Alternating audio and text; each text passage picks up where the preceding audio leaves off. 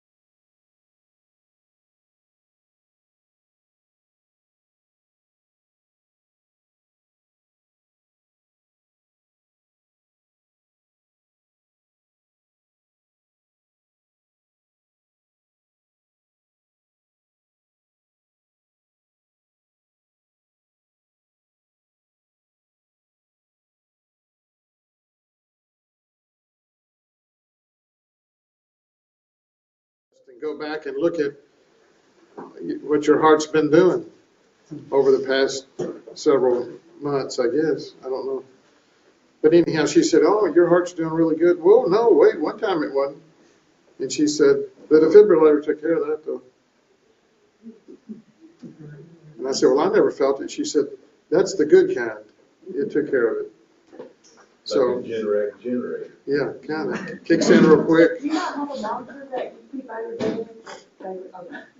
But you have to send that to them. It doesn't just, I don't think, because it says if you want to, before your doctor's appointment, you punch a button and send it in.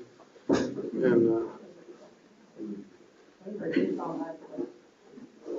you may have a better unit. They like to feel the automatic. Yeah, yeah. The monthly fee. I don't know that there's any fee on mine. If it is, they're taking out of insurance.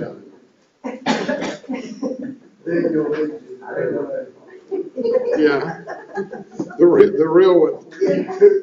Yeah.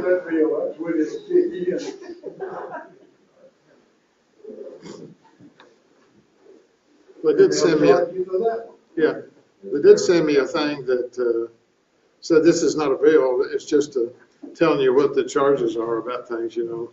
And that second hospital bill was unbelievable. And the defibrillator unit itself, unbelievable. How much that cost? Thank goodness for insurance, or we would all be broke.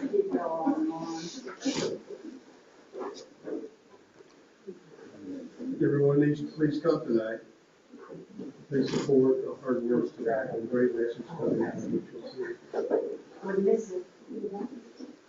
Tonight at 6 o'clock, correct, Robert, is the Christmas play. You'll enjoy it, I think. And, you know, you don't realize how many people are involved.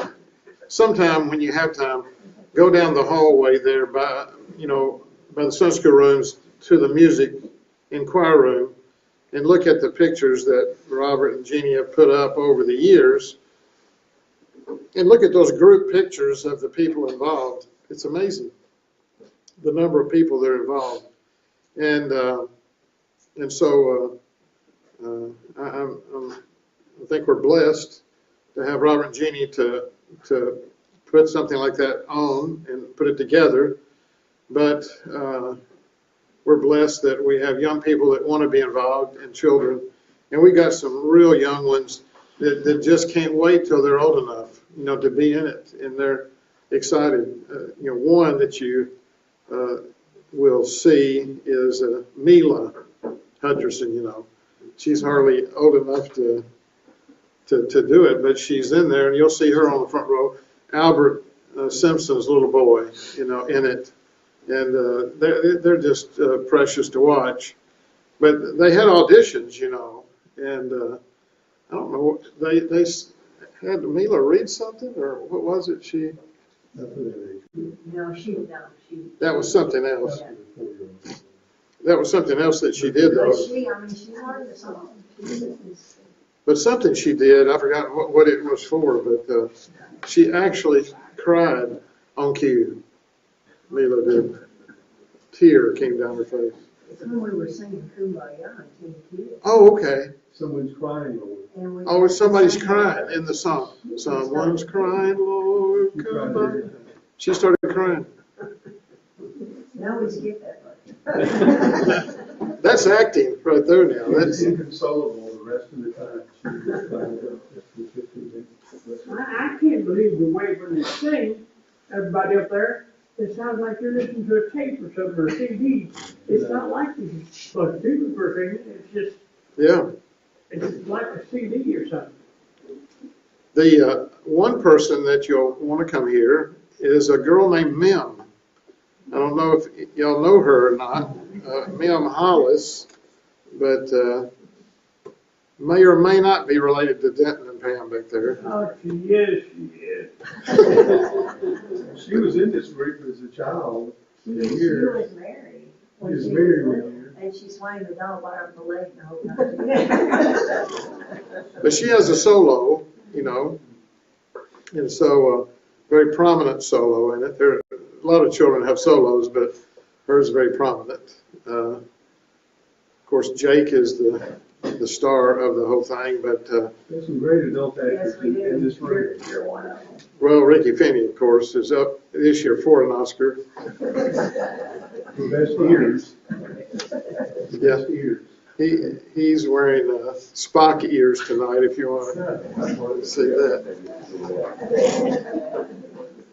Now, the Spock ears, they're for effect, but he's had to work with them because we have to change into shepherd's costumes and pull something over your head, and he has to do that without hurting his ears, you know.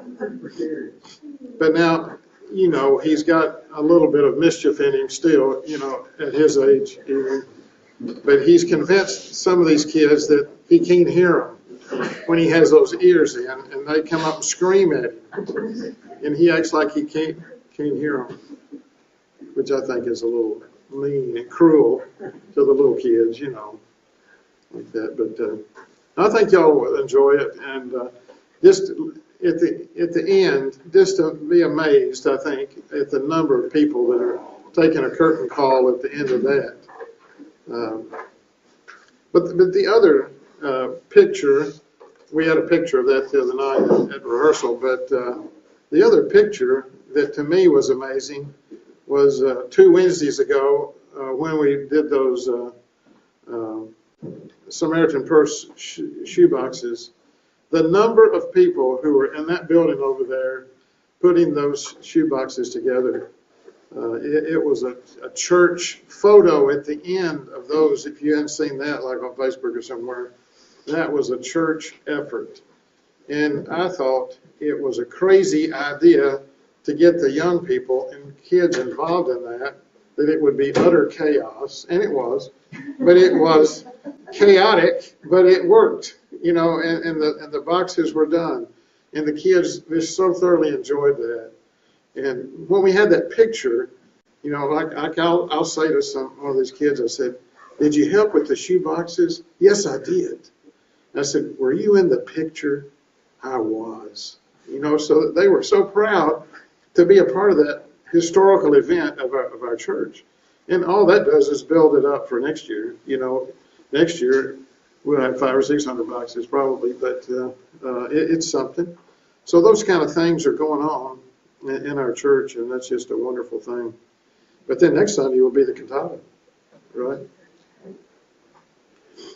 Robert, we need to have a surprise party for Robert and Jeannie at Carmack's after that.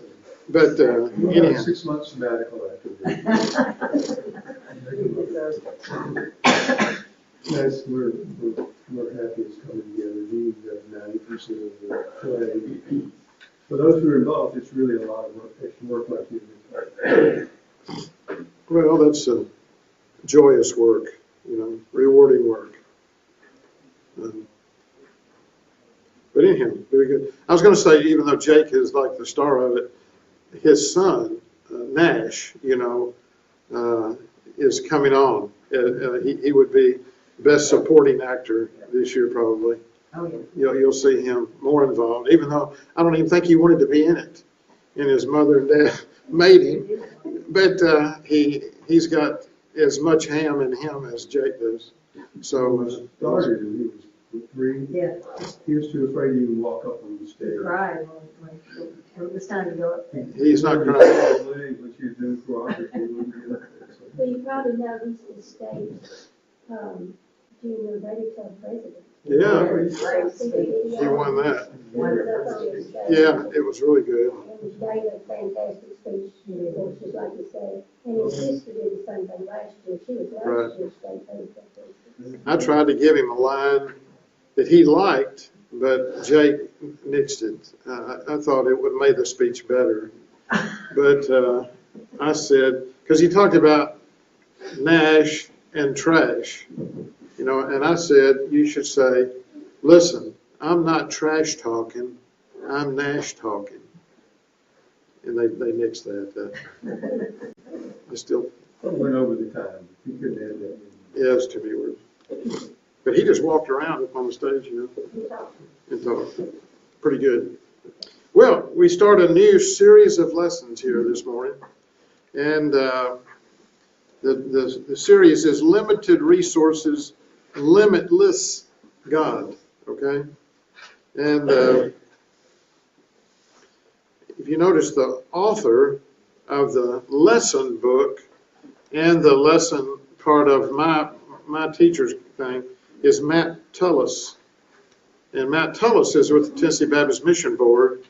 And Matt preached here about a year and a half ago, one Sunday morning. So Matt has been in our church.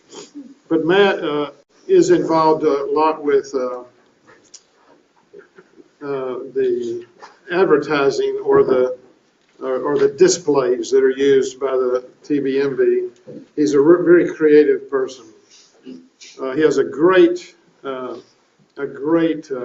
poster that he put together about the cooperative program that he sent me several copies of it. I've got some over in the Team Kit room, and we use them as teaching things about the cooperative program. But they're almost brilliant, and I don't know the other guy, but I just wanted to point out that Matt Tullis is involved this time. And so the title of this first lesson is When Your Faith Falls Short. And the point is that a faith that looks to Jesus is a powerful faith. And in that introduction, he talks about, us coming to those times in our life when we're faced with, something that is terrible, and when we begin to sort of lose faith,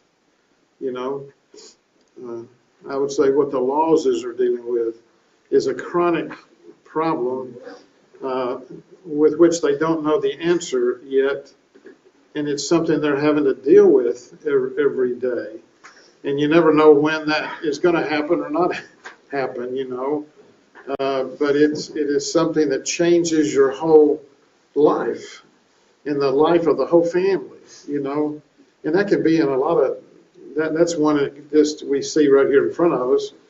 But the same thing could be with Don and the diverticulitis. It could be with a family member with dementia. I told y'all that a couple of weeks ago I saw a guy that's very involved in one of our churches who I saw him and was talking to him, and he just didn't seem to be acting right.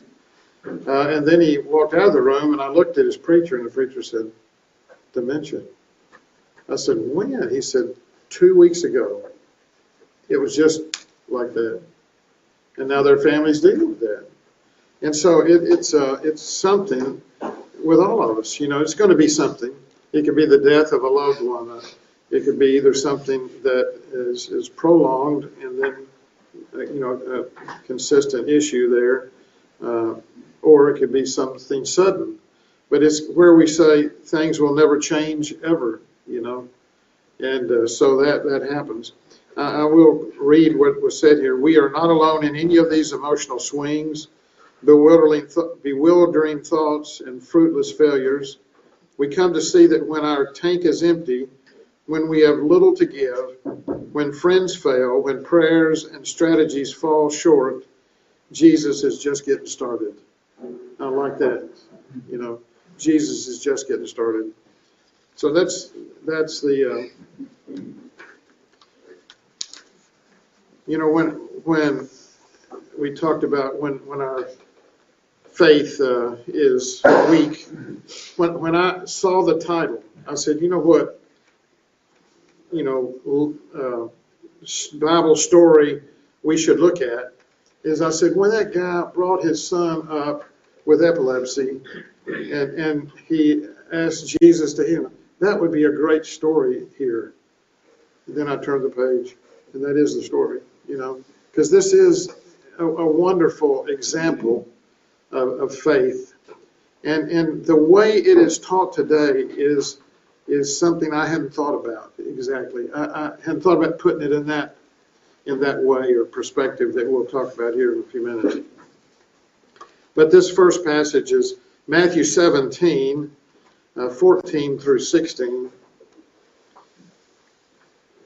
And before I start, what has happened prior to this, 1 through 13, is the transfiguration. It is the story of Jesus taking 3 of the disciples, Peter, James, and John, up on the top of probably Mount Hermon, and because it's near Caesarea Philippi, probably up at the top of Mount Hermon, and left 9 disciples down in their camp. And he goes up on top of this mountain, and there he meets with Moses and Elijah. Moses represents the law, Elijah represents the prophets. And so Jesus meets with the law and the prophets. And so he does that in front of these 3 men who get to watch it. And it's on a mountaintop. So, that's what then brings about to us our analogies of a mountaintop experience and a valley experience in our lives. And it's always interesting to me to see our young people come back from a camp or from a World Changers or from someplace where they have been on a mountaintop for a week, and they come back and they're having to see us who haven't been, and we wonder why the ones coming back from something, from a mission trip, come back and we don't see other people as excited as we are at that moment. These 3 disciples, they were so excited. Peter wanted to stay up there. He wanted to build 3 buildings for them, shacks to live in. And let's just stay up here and live, Why would we go back down to the valley? Why would we go back? And so it happens to us when we are at a revival. It happens to us when we are even alone in a worship experience where God speaks to us in a particular way, or after an event where that we've been through thinking nothing's ever going to change, and it changes, and there is a wonderful result from it. We're on a mountaintop, and everybody else is in the valley, and so that's what's happened here. They were on a mountaintop, and now they leave the mountain and are coming down, and I can only imagine that Peter, James, and John are thinking, we've got to tell the rest of the disciples about what we just saw and what we've experienced, and how are they going to react to all this? This is going to be something, because they've seen Jesus in a glorious form, in a glorious situation, and their picture of him has changed in their lives, I think, from what they said. And so they're wanting to share this message with everybody, And when they get down there, here's what happens. When they reached the crowd, a man approached and knelt down before him. Lord, he said, have mercy on my son, because he has seizures and suffers terribly. He often falls into the fire and often into the water. I brought him to your disciples, but they couldn't heal him. So there you are. A man who is in desperation here, who in their life there's just futility and confusion, repetition. It seems the same thing over and over again is happening in their life. Failure. And I think he saw, and it turned out to be accurate in this situation, he saw that the devil was in it and that evil was in it. And then there was just present in this situation faithlessness. I do like what Matt Tullis said. If I have Jesus, nothing else matters. If I don't have Jesus, nothing else matters. He's the beginning and ending of everything we face. Jesus is. Tommy, are we living in a life in the valley, or are we living a life over here? I would say most of the time we're somewhere between those two. And that there are times in our lives when we're in the valley and times when we're on the mountaintop. The rest of the time we're between them. you know. But good question. But we see here in this story that the disciples didn't have enough faith to heal this boy. Now, what's interesting is if you go back to Matthew the 10th chapter, Jesus gave them the authority to heal. Gave them the authority to chase out demons, to exorcise demons from people's lives. They had the authority, they just didn't have the power, you know.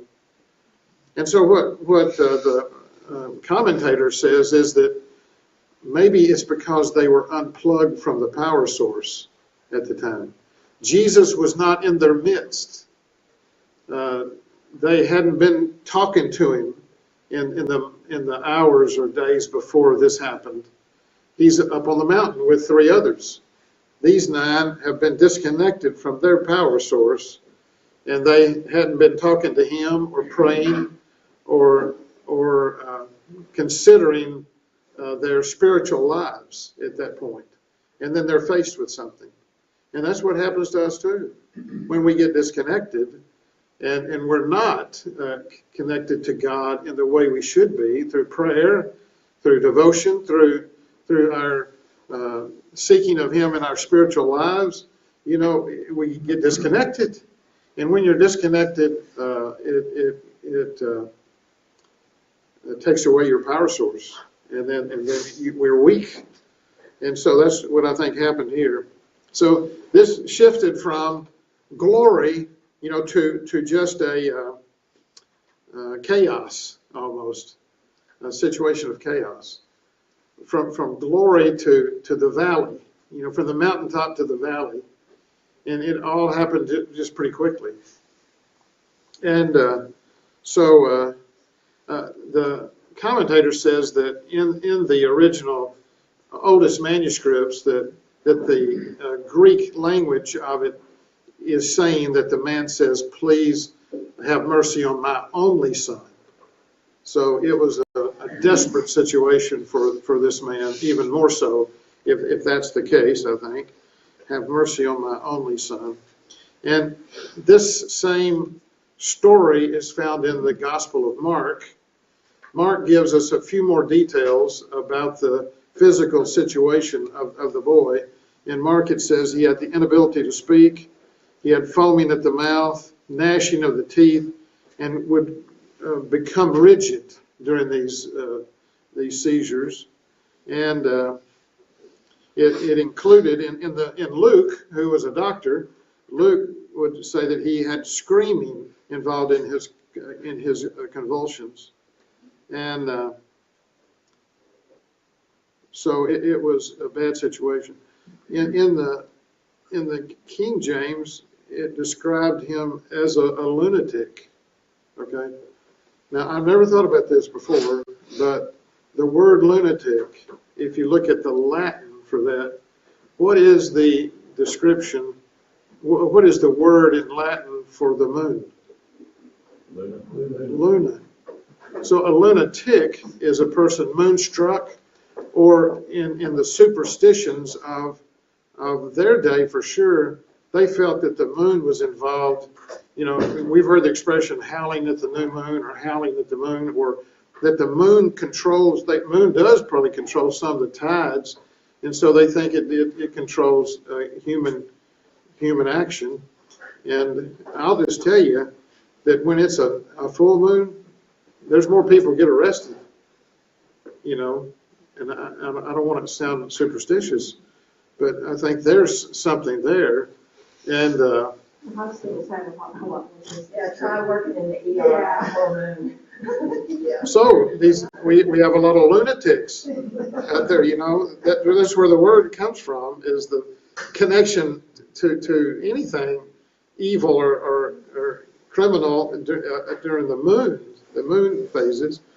But anyhow, what's described here is just something that has obsessed this family. You know, they can't do anything else. He falls in the water, falls in the fire. They have to watch this child all the time. Somebody's assigned to this child all the time. And back then, they didn't have government agencies to do that, probably. They're doing it within their own families, neighbors and families and friends. So it's chronic and it's constant and it's a problem. And then he explains that the disciples couldn't heal him.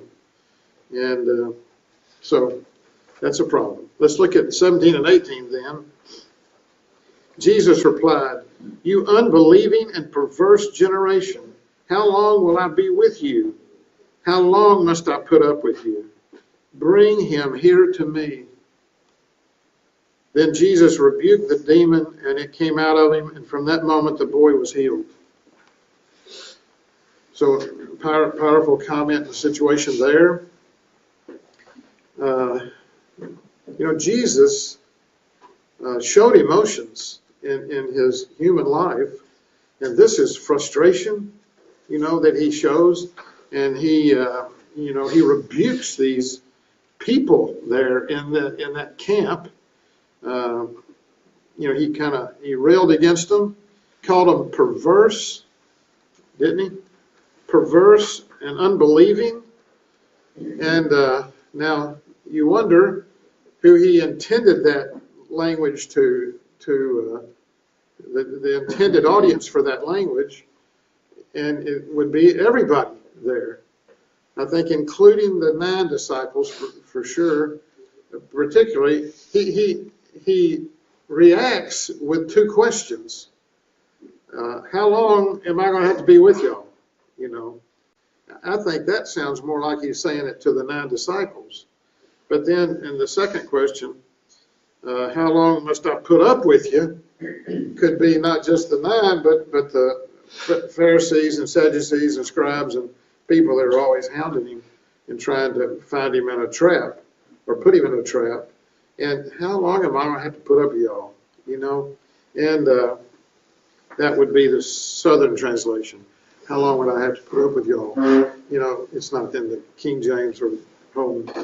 But then he turns to the boy, and he says to the boy, he rebukes the demon, and it came out of him, and from that moment the boy was healed. The translation here, it says, the commentary here says that those 3 phrases are aorist tenses. A-O-R-I-S-T. Has anybody ever heard of that? Aorist. It basically is a tense that means it is immediate. It is an immediate tense. And the 3 words are connected in the aorist tense, that when he rebuked the demon, it came out and the boy was healed all instantaneously. That's how much power God has, that Jesus has, in the aorist tense. Never heard of it. I'm sorry. But I'm sure Robert would say, oh, yeah, of course. But anyhow, the aorist tense. And I like that because that's the power of God. In the demon, he didn't, dally. He didn't wait to come out of that boy. He came out of that boy. When Jesus had come out, he came out. He might have even been referring to the boy when he says, how long would I have, to the demon, how long do I have to put up with you? I'm telling you, get out of that boy right now. And it was instantaneous.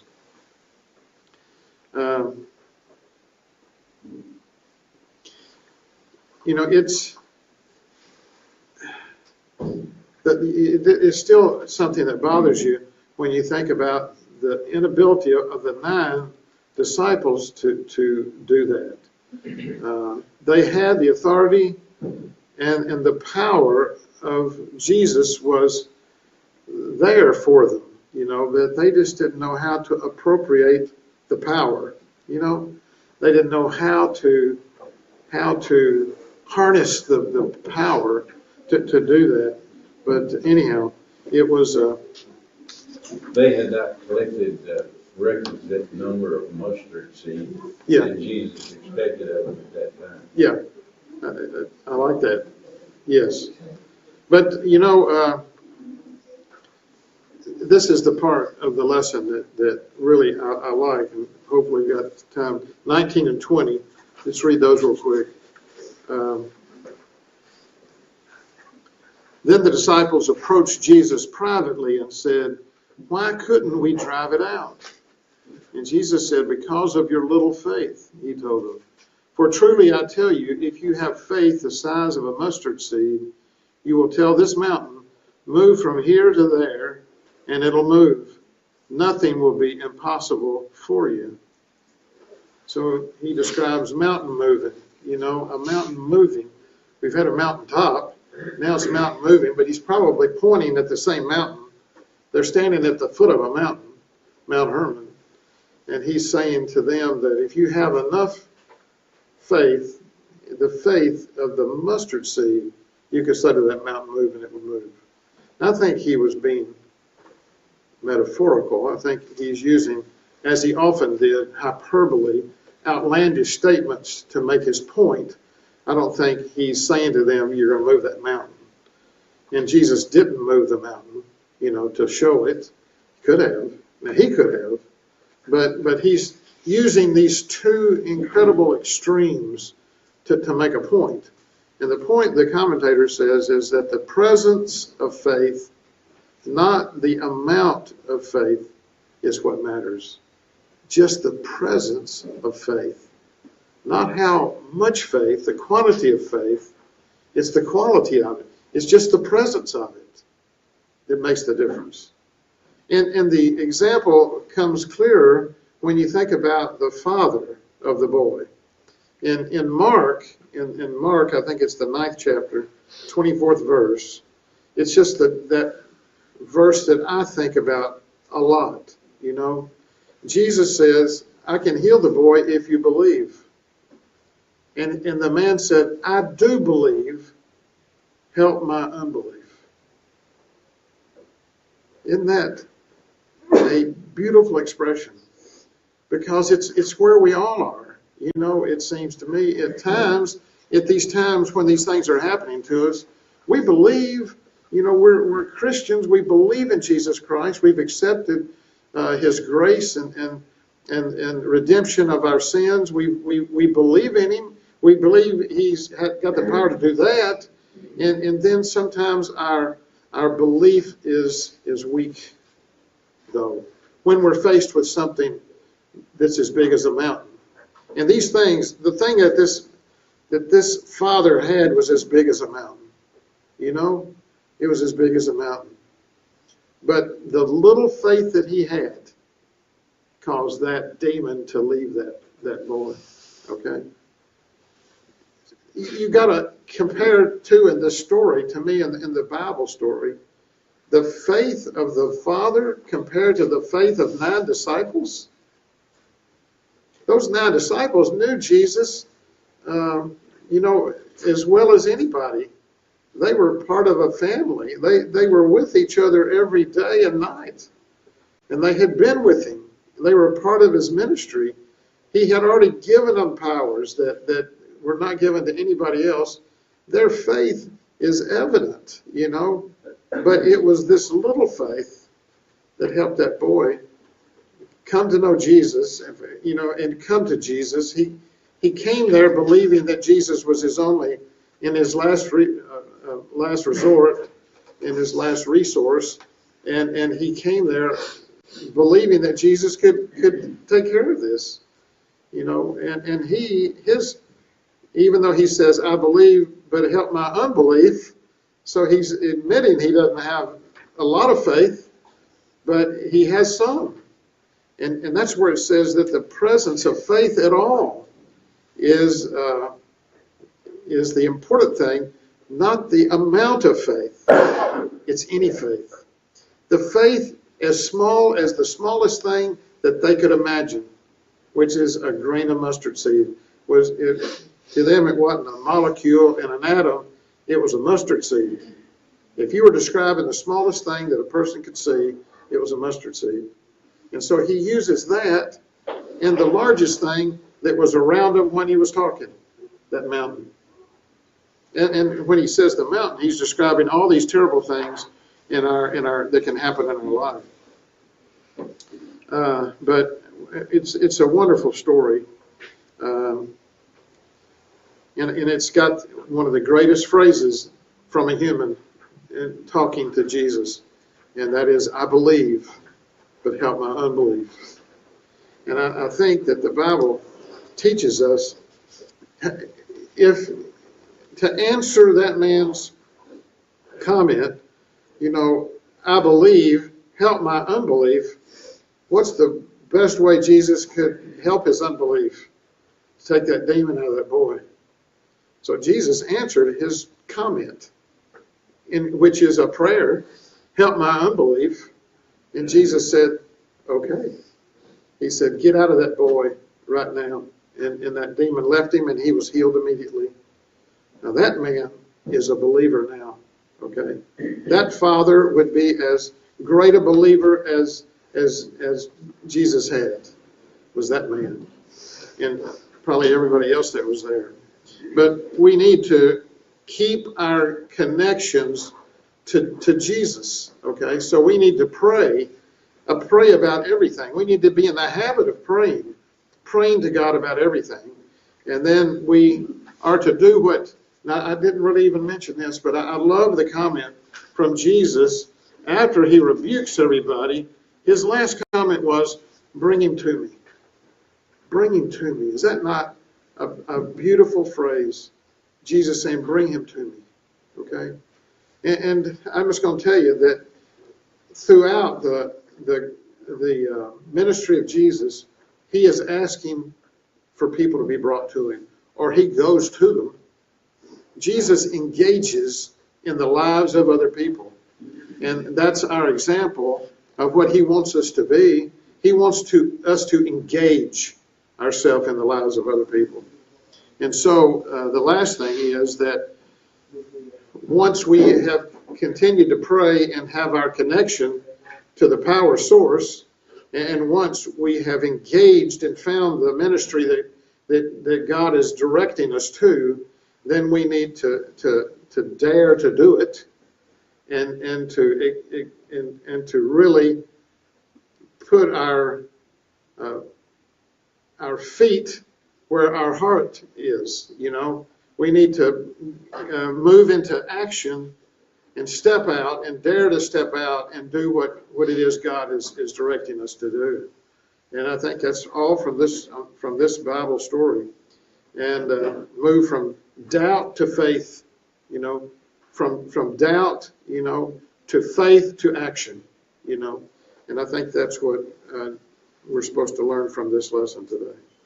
Tommy, I think Jesus in turn, when he talks about the mustard seed, I think he intends for us to plant that mustard seed and see what it grows into. That was another point I meant to make, is that a seed is something that actually grows, and so it's a beautiful example that Jesus used is a seed, because I guess he could have used a pebble, he could have used some other small thing, but he used a seed, and he used a smallest seed, but that seed can grow, and it does grow into a significant plant. So thank you for pointing that out, because that was something I meant to say. And that's how we're closing prayer. Heavenly Father, thank you for the day. Thank you for your blessings.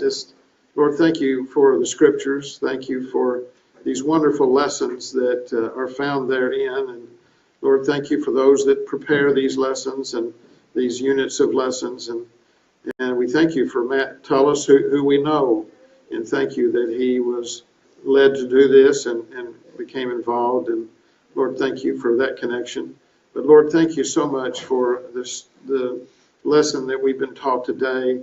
When we're going through terrible trials and tribulations in our life, and we think that we see no end in sight to them, and that it seems to be permanent and ever, help us to trust in you and have faith in you and believe in you. And Lord, we do believe in you, but we do ask that you help our unbelief and help us to grow in our faith like a mustard seed grows, and help us, Lord, to trust in you.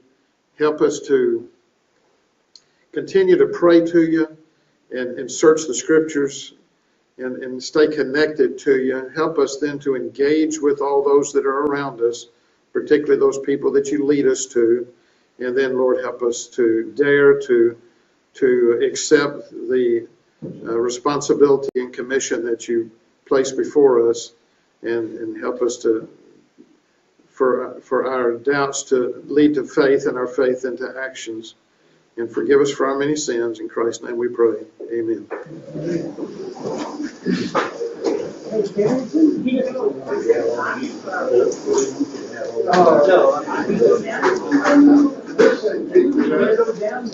Frank, missed you last week. We missed you last week. You doing better? Well, good luck. I hope it's not